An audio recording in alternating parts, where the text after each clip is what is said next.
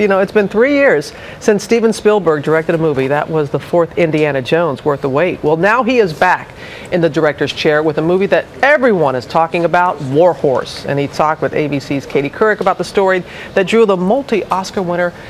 Just when he thought he was out, he came back in with this. This is great. Robin, hi, first of all. And as you know, it was a best-selling children's book. Then it was a sellout play. Now Steven Spielberg has turned War Horse into a feature film that promises to give this year's other Oscar contenders a run for their money. And action! In his legendary 40-plus year career, Steven Spielberg has directed dinosaurs, aliens, E.T. phone home, snakes, and sharks. So it should come as no surprise that the star of his latest movie is not Hanks or Hoffman, it's a horse. I don't have to rely on that. I don't have to give undue attention to my star.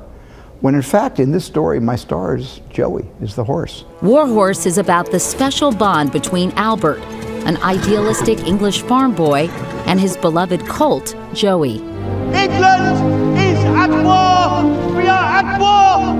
But when World War I intervenes and Joey is sold into the service of the British Army, both man and horse must go fearlessly into battle. What is it?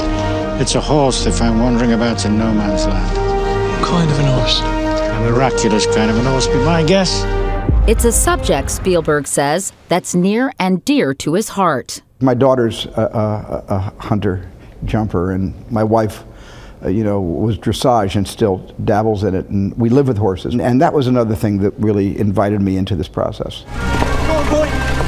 They're sure how to fly! I know that in the book, the story is told through the horse's eyes, through Joey's eyes. Yes. And unless you had wanted to make Mr. Ed the movie, like old Wilbur, remember him? I know Wilbur. Wilbur. Sing me to sleep, Wilbur. What a night. Yes. That wouldn't have worked, I didn't right? want to do the Wilbur version of this. No, I didn't want to do the Wilbur version. Nor did he want to reproduce the full-size puppets that had been used in the Tony Award-winning play. Instead, Spielberg chose to let the success of his equestrian epic ride on the expressions of his equine star. I realized early on that horses talk to you in the way they look at you. They talk to you in the way their ears look at you.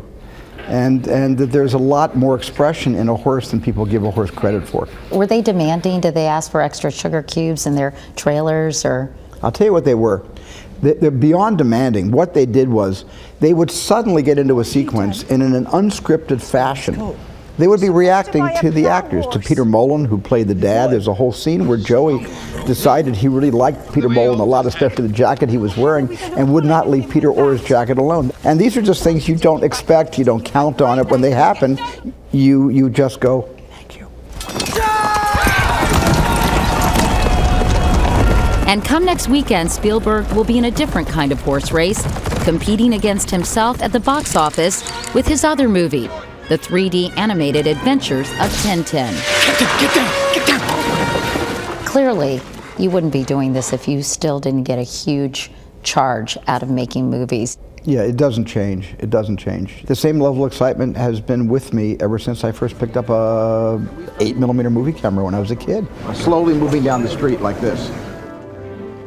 And speaking of Super 8, that is yet another movie Steven produced in 2011. He produced 6 movies in all this year, 2 of which he directed, and also had his hand in 4 TV shows. So clearly, at 64, Robin, he is showing no signs of slowing down. Good. He's such a nice person, by the way. I just love talking to him. So smart and so creative. And you did this on location in Richmond, where he's already working on his next one. That's right. Lincoln. I went to Richmond, Virginia. That's right, my home state. We, you know, he rarely lets journalists walk around his set, but he was nice enough to let me walk around. They've transformed the state capitol into Washington, D.C. It's about the last 4 months of Lincoln's life. based on Doris Kearns Goodwin's book, Team of Rivals. And he's got an incredible cast: Daniel Day-Lewis, Sally Field, Tommy Lee Jones. I mean, it's going to be a great movie. I can't wait till that comes out. When do we have to wait for After it to the come? election. He doesn't want either side to use it as political fodder, because both lay claim to sort of being the party of Lincoln, although that it was the Republican Party.